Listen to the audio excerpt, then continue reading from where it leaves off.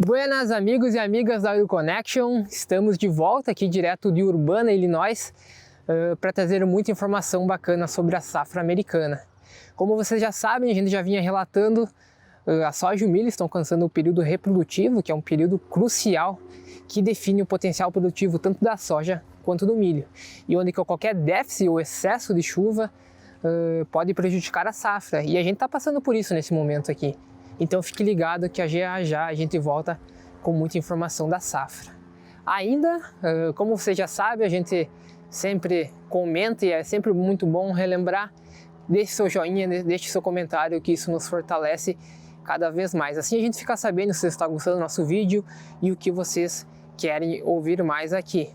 E como vocês já sabem, a gente já mencionou nossos parceiros que também dão suporte para nós aqui no nosso vídeo, que é o Agro S2, a Fertifácil e Voar Agro. Então, como eles, vocês podem fazer a sua parte suportando nós com um joinha e comentário. E ainda vale relembrar a nossa nova série que foi lançada esse ano, que é Agro do Tio Sam, onde que a gente está lançando episódios semanais de todos os estados aqui nos Estados Unidos, qual que é a relação com o agro. Essa semana então foi lançado o vídeo sobre o Novo México, que está muito legal. Então confere lá no nosso canal que além dessa série Agro na Terra do Tio Sam, a gente tem outros vídeos muito bacana que vocês podem conferir lá. Sem mais delongas, editor, solta a vinheta aí que já a gente volta com muita informação legal.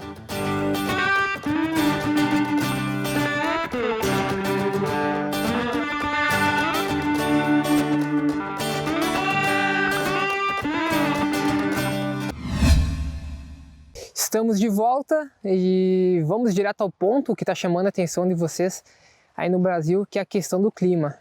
Como muito bem o Alexandre relatou semana passada em relação à previsão do tempo, era para chover muito na parte central aqui no Midwest, e isso se concretizou. Aqui nós temos um mapa dos últimos 10 dias em relação às chuvas, e como vocês podem ver, choveu muito desde o Missouri no sul até Minnesota no norte, com boa parte da Dakota do Norte também, na parte leste ali, acabou chovendo muito. Nessas partes mais amareladas aqui da nossa legenda, a gente consegue ver que choveu entre 50 a 100 milímetros, e nas partes avermelhadas acima de 125 milímetros nesses últimos 10 dias. Coisa que é fora do comum essas chuvas aqui, e em consequência disso é possível ver muitos alagamentos, como nessas fotos aqui, que o Carlos acabou tirando lá no oeste de Minnesota, mostrando então essa dificuldade da água infiltrar no solo, que diferente dos nossos latossolos no Brasil, aqui o solo tem uma baixa permeabilidade, principalmente em questão de argila e silt. Então isso acaba contribuindo pela percolação de água no solo, causando a erosão e também esse alagamento de algumas áreas no campo.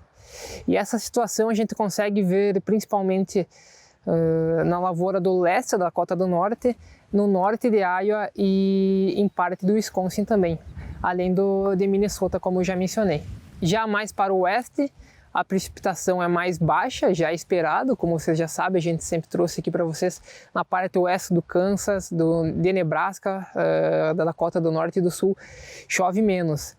Mas em relação ao leste aqui do Corn Belt, como vocês podem ver nesse mapa de seca, as condições estão um pouco secas. Isso fica ainda mais visível aqui no mapa, né? Como vocês já sabem, nos estados de Illinois, Ohio e Indiana, que tem áreas relevantes com seca, sendo classificado como secas anormais e moderadas, segundo o monitor de seca. Especificamente aqui de Illinois, do estado onde que eu vos falo, ao decorrer dessa semana a gente teve algumas chuvas no dia 3 e dia 4, coisa que não aparece no relatório do monitor de seca, porque o relatório foi lançado dia 3, mas os dados são do dia 2 para trás, então do dia 2 em diante. Então a gente teve boas chuvas no dia 3 e dia 4, aqui na parte central do estado, pegando uma faixa que atravessava de leste a oeste de Illinois, nessa parte central, chegando a chover de 25 a 50 milímetros, o que deve minimizar esse estresse hídrico que aqui no estado a gente estava tendo, principalmente nessa área que eu vos falei da área central de de leste a oeste. E aqui tem uma foto de uma lavoura com uma semana de diferença.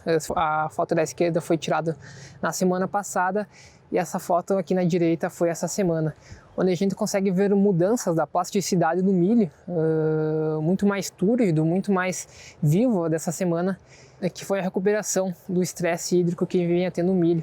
A gente, não sei se vocês conseguem ver na imagem, mas a parte do bacheiro vocês conseguem ver alguns sinais que estão mais secas, está com manchas amareladas, que é sinal dessa seca. Para o trigo de inverno, mais da metade das áreas já foram colhidas, cerca de 54%, e as condições vêm se mantendo, como a gente vem relatando nos últimos meses, que vem muito boa, com 41% do trigo em boas condições e 10% em ótimas condições.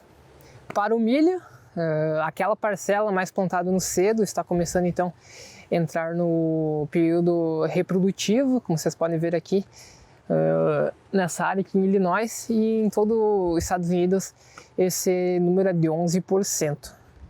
As condições ainda do milho se mantêm as mesmas, 52% bom e 15% em estado excelente. Já em relação à soja, as condições são boas, melhorou um pouquinho em relação à semana passada ainda, onde que 56% da soja se encontra em estado bom e 8% se encontra em estado excelente. Como o Alexandre trouxe na semana passada, vamos trazer agora novamente a nossa sessão Cineminha. Vamos dar uma volta aqui por Illinois para saber como é que estão as lavouras. Para começar então nossa sessão Cineminha, viemos aqui para uma fazenda experimental, aqui a nossa South Farm em Illinois. Dá uma olhada no milho, vocês conseguem ver aqui que está já começando a sair a espiga. Estamos então em R2. E vamos ver o espaçamento aqui, como de costume, já 76 centímetros, vamos ver quantas plantas por metro linear a gente tem aqui, com 1, 2, 3, 4, 5, 6, 7 plantas por metro linear a gente se encontra aqui. Isso deve dar uma população por volta de 90 mil plantas que a gente tem nessa área aqui experimental. Vocês podem ver que o solo está úmido, isso é em virtude dessas últimas chuvas que a gente teve aqui, mas ainda vocês conseguem ver esse estresse hídrico em algumas folhas aqui do bacheiro que a gente teve antes dessas chuvas, né, 2 semanas que a gente vinha tendo de seca aqui em Illinois. No demais vocês conseguem ver que a sanidade aqui das plantas estão boas, com alguns insetos aqui, mas no geral de maneira bem boa. Vem vindo milho aqui em Illinois. Agora vindo aqui mais para uma lavoura de soja, vocês conseguem ver a Amaranthus palmeri, o caruru. O pós-emergente não conseguiu controlar totalmente, vocês podem ver que deu uma sapecada, mas tem muita folha verde ainda aqui. Essa soja está com um espaçamento de 30 inches, 76 centímetros, que é normal para o milho aqui no Illinois, mas para a soja a gente se encontra mais de 15 inches, que é cerca de 28 centímetros. Como vocês podem ver, ela vem bem, com uma sanidade boa, ela vem sistema plantio direto. O ano passado a gente teve milho aqui. A gente consegue encontrar algumas lesões causadas por Japanese beetle, mas nada preocupante, em poucas. Vocês podem ver de maneira geral, a sanidade vem boa, com umas folhas do bacheiro com sintoma de fito, né? Que teve bastante esse ano aqui em Illinois, mas de maneira geral em todos os Estados Unidos. E aqui está começando o florescimento aqui da soja. Vamos ver aqui, ó. Um nó, 2 nó, 3 nó, 4 nó, 5 nó, 6 nó, 7 nó, 8 nó. Então a gente tem 8 nós na planta aqui, então começando a florescer agora essa soja aqui na fazenda experimental em Illinois. Aqui já tá, a gente encontrou uma soja com espaçamento um pouco mais reduzido. Vamos ver aqui. espaçamento de 15 inches, 38, 37 centímetros. Vocês podem ver que já está fechando a linha, né? Essa soja aqui, a gente consegue já ver alguns legumes, né? Então, já grande, então alcançando o R4, entre 3 e R4, acredito que a maioria das plantas aqui. A mesma coisa do cenário da soja, um pouco de fito nas folhas do bacheiro, mas as linhas já estão fechando, né? Então, uma vantagem da soja com espaçamento reduzido aqui é a pressão sobre as plantas da linha, né? Que acaba contribuindo em relação a isso. Mas aumenta a questão de doenças comparado com espaçamento maior, né? E a gente consegue observar os mesmos danos pelo Japanese Beetle. Aqui a gente consegue encontrar esse besourinho pequeno aí que causa toda essa destruição, vai deixando as nervurinhas e vai comendo a folha. Como vocês podem ver aqui, ó, pelo butinômetro a terra está úmida, embora tenha alguns rachos no chão ali, a gente consegue ver que está bem úmido a terra aqui na parte oeste de Illinois. E vamos ver quantos nó tem as plantas aqui. Olha aqui, já a gente consegue desenvolver os legumes. 1, 2, 3, 4, 5, 6, 7, 8, 9, 10 nós. Tem essa soja aqui em Illinois.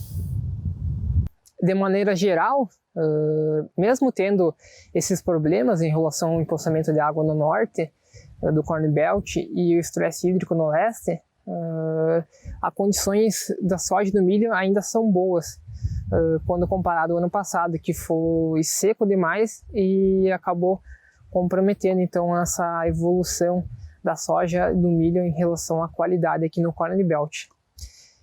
Então, de informações gerais, seria isso para essa semana. E agora nós vamos direto para os estados saber mais informação em loco.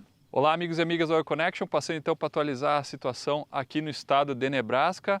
Uma semana aí que tem acumulado boas chuvas, né? Começando a partir ali da sexta-feira até hoje. Estou gravando hoje o vídeo na quarta, dia 3 de julho, então aí nos últimos 4, 5 dias nós tivemos um acumulado aqui para a parte oeste central de Nebraska em torno de 20 a 25 milímetros, né? Uma chuva que se for chuva, né, e já vocês vão entender por que eu falo isso, se for chuva é muito benéfico, né, baseado em práticas que a gente tem feito ultimamente, como aplicação de pós-emergentes, né, finalizando, né, a parte de proteção de cultivos, tanto para o milho quanto para a soja, mas muito em conta pela questão do nitrogênio, né, no milho, né, como a gente explicou nos últimos 2 vídeos, uma época que a gente fez, né, a adubação nitrogenada, então uma chuva em cima acaba sendo muito benéfica para a incorporação desse nutriente, né, e ficar disponível para a planta.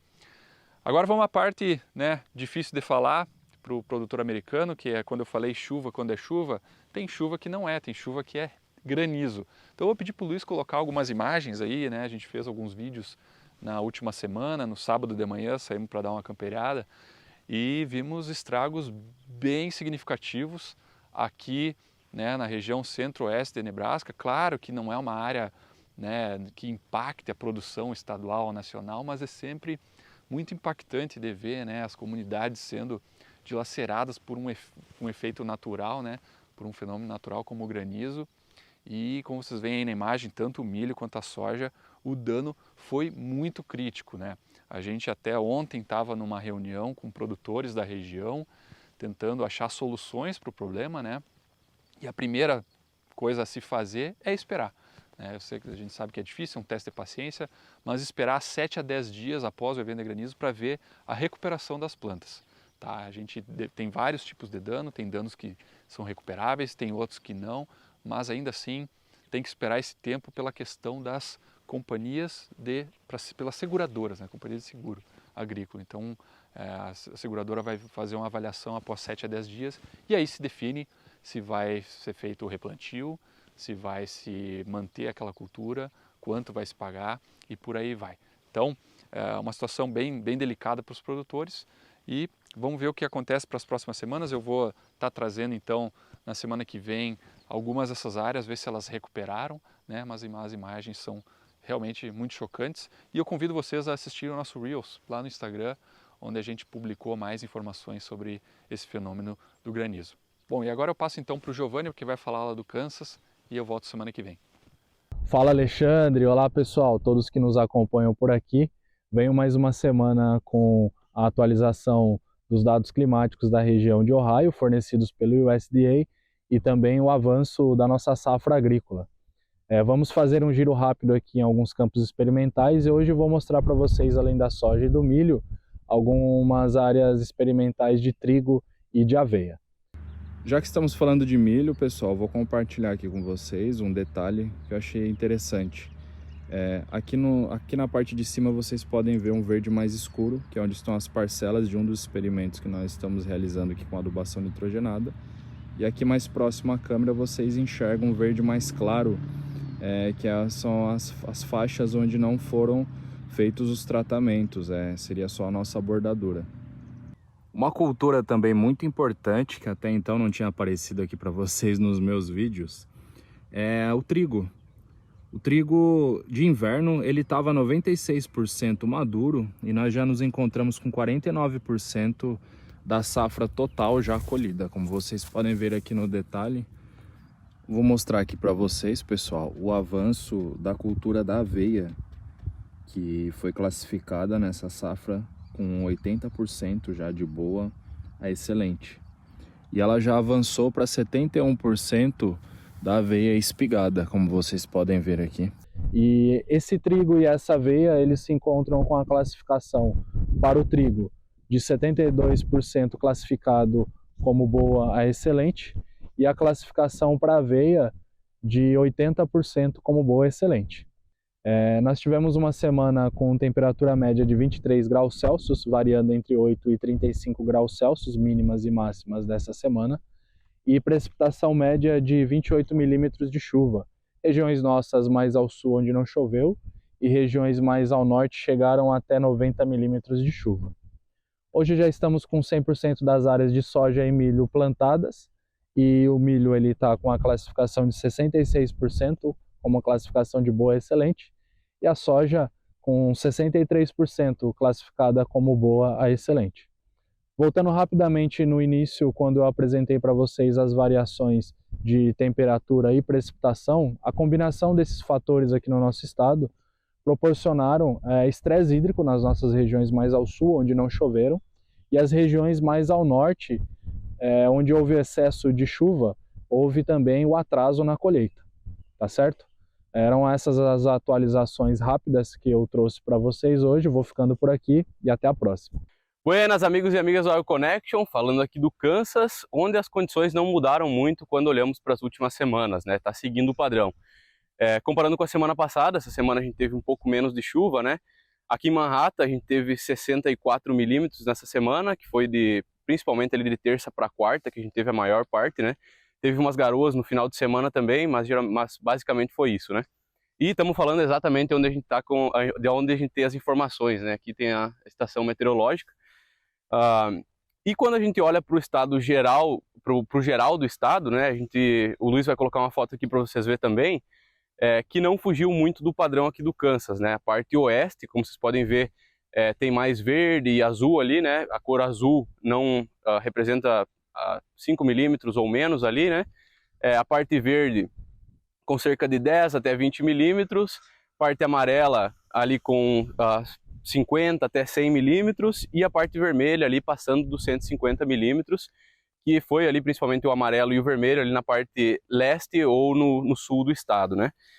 Quando a gente vai para as culturas, a cultura da soja está com 90% já emergido, plantio finalizado por aqui, né?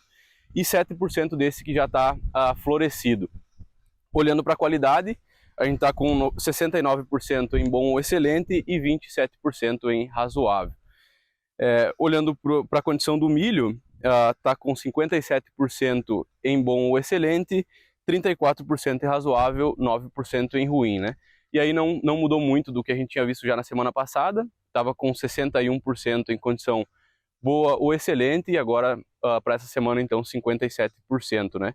então mudou muito pouco ali. E o milho que já está em 30% no estágio reprodutivo, né? Aqui a gente pode ver essa lavoura está em estágio R1 aqui também, então isso que a gente tem observado mesmo por aqui. E agora vamos voltar lá para um vídeo que eu gravei na quarta-feira, para vocês darem uma olhada também no milho. A gente tem um estudo lá com doses de nitrogênio, então eu vou falar um pouquinho disso aí para vocês nesse outro vídeo que eu gravei lá. Bom, pessoal, só fazendo um vídeo extra aqui para mostrar a vocês uma lavoura de milho, aqui com a velha amiga, né? Choveu ontem à noite e hoje é quarta-feira, a gente teve uma chuva ontem, hoje está nublado, como vocês podem ver aqui. Tem previsão de chuva para hoje ainda. E aqui só para mostrar um detalhe para vocês, que a gente tem toda essa lavoura de milho, na verdade, foi plantada no dia 18 de maio. Aqui a gente tem um estudo com a dosagem máxima de nitrogênio, e o que mudou aqui são doses de potássio e enxofre. Então vocês podem ver que as parcelas estão bem uniformes, né? Algumas têm provavelmente uma dosagem um pouco maior. Agora eu não tenho o nosso protocolo aqui para ver quais foram as dosagens aplicadas, mas vocês podem ver que basicamente está uniforme, né? Algumas parcelas um pouco maior que as outras.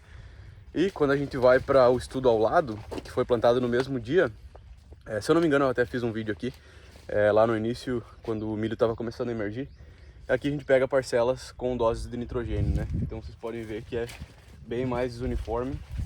Aqui a gente tem parcelas maiores, com doses maiores de nitrogênio, um pouco maiores, o milho amarelando, né? Então só para aqui milho bem pequeno, amarelando bastante. Então só para vocês darem uma olhada no quão responsível é o nitrogênio, né? Comparado com as outras dosagens, a gente tem dose de 0 de potássio, né? E doses bem maiores. A gente pode colocar os números aqui quando eu falei de cada parcela, mas basicamente é isso, né? Para ver o quão responsível é o milho ao nitrogênio, que não é novidade para ninguém, né? Vocês sabem disso, mas só para mostrar para vocês também uma lavoura diferente, né? É isso aí, pessoal. Essas seriam as notícias aqui da semana dos Estados Unidos. E como você já sabe, se não deixou seu joinha ainda, deixe seu joinha, deixe sua pergunta para nós. E fique ligado que semana que vem a gente volta aí com muito mais informações aqui direto dos Estados Unidos. Stay tuned and bye bye.